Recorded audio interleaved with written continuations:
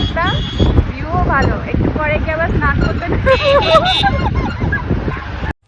তো দিনটা ছিল 6ই ফেব্রুয়ারি। আমি ছিলাম খুব আনন্দে, কারণ আমি যাচ্ছিলাম আমার জীবনের সবথেকে বড় প্রাপ্তি কুম্ভ স্নানে। বাসে করে গেছিলাম, খুব ভালোভাবেই গেছি, রিল্যাক্সে।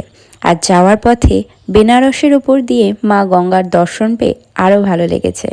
যাওয়ার পথে আমরা কিছু কিছু জায়গায় হল্ট নিয়েছিলাম খাওয়া দাওয়া করতে। নিরামিষ খাওয়া দাওয়ার সাথে সাথে রেস্ট নিয়ে বেশ ভালোভাবেই পৌঁছে গেছিলাম প্রয়াগরাজে। মজার ব্যাপার হলো, বাস থেকে নেমে আমাদের একটা ছোট টেম্পোতে করে হোটেল অবধি পৌঁছতে হয়েছিল।